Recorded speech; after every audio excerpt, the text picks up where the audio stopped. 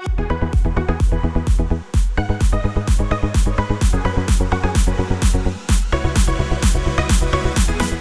sobat muda, bagaimana puasanya? Lancar atau sudah ada yang bolong? Semoga lancar selalu ya. Nah, berbicara tentang puasa dan bulan Ramadan, tahukah kamu salah satu panganan yang paling dicari saat bulan Ramadan? Bentuknya lonjong, berwarna putih transparan dan rasanya menyegarkan. Apa ayo? Apalagi kalau bukan kolang-kaling.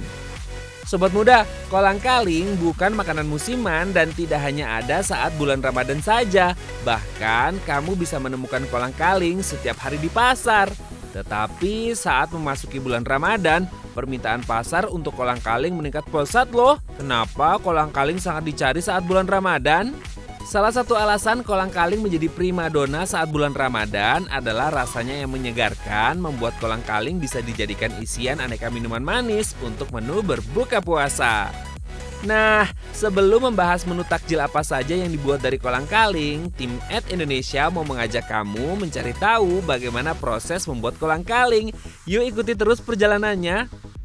Sobat muda, melansir situs dw.com, kolang-kaling berasal dari inti biji buah atap yang juga dikenal dengan buah pohon enau atau aren.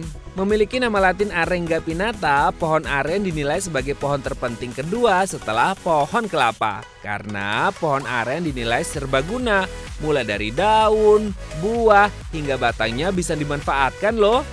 Pohon aren menghasilkan nira yang digunakan sebagai bahan baku utama pembuatan gula merah. Daun aren bisa dimanfaatkan untuk membuat atap rumah, bahan dasar sapu ijuk, serta bahan dasar pembuatan sapu lidi.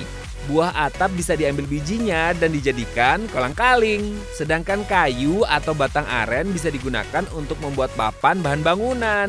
Wah, banyak sekali ya manfaat dari pohon aren sobat muda. Sekarang kita beralih ke buah atap. Sobat muda, tahukah kamu buah dari pohon aren ini tidak bisa langsung dimakan ya karena sangat bergetah. Lalu bagaimana proses pengolahannya hingga buah atap bisa dikonsumsi? Pertama, buah yang masih hijau, segar dan muda harus dibakar atau direbus selama 3 jam. Proses pembakaran atau merebus ini dilakukan untuk menghilangkan getah dari buah. Lalu setelah direbus, buah dibelah dan kemudian diambil bijinya. Nah sobat muda, kulit biji yang berwarna kuning dikupas dan dibuang, sedangkan inti biji yang berwarna putih diambil dan direndam dalam air kapur selama 2-3 hari. Inti biji yang berwarna putih inilah yang menjadi kolang-kaling. Setelah direndam, kolang-kaling dicuci kembali sebelum dipasarkan atau dijual. Tujuan kolang-kaling direndam adalah untuk membersihkan kolang-kaling dari kotoran yang menempel agar kolang-kaling terlihat lebih putih, bersih, dan mengembang. Proses perendaman kolang-kaling juga bisa membuat tekstur kolang-kaling lebih lunak, kenyal, dan mencegah perubahan warna yang mungkin terjadi karena kontak langsung dengan udara. Sobat muda, setelah mengetahui proses pembuatan kolang-kaling, yuk kita lihat sajian minuman apa saja yang bisa dibuat dengan isian kolang-kaling. Kolak, salah satu minuman yang paling dicari untuk menu berbuka puasa adalah kolak. Kolak biasanya memiliki isian pisang, ubi, biji salak, santan, dan daun pandan. Kolak akan semakin nikmat jika ditambahkan dengan isian kolang-kaling ya sobat muda. Sajian kedua adalah manisan kolang-kaling. Manisan kolang-kaling termasuk menu favorit karena warnanya yang menarik selera seperti merah, hijau, atau ungu tergantung bahan yang digunakan untuk merendam. Selain itu, kolang-kaling juga bisa ditambahkan sebagai isian dalam es campur, es buah, hingga es podeng. Duh, jadi terbayang kesegarannya ya sobat muda. Selain rasanya yang enak dan menyegarkan, ternyata kolang-kaling memiliki sejumlah manfaat untuk kesehatan loh. Apa saja sih? Yuk kita bahas satu persatu. Melancarkan pencernaan.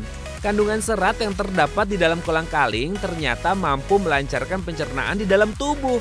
Selain itu, kandungan karbohidrat di dalam kolang-kaling juga bisa mengenyangkan dan memberikan energi bagi tubuh. Kolang-kaling mengandung senyawa polisakarida galaktomanan yang mampu menjaga kadar gula darah tetap stabil.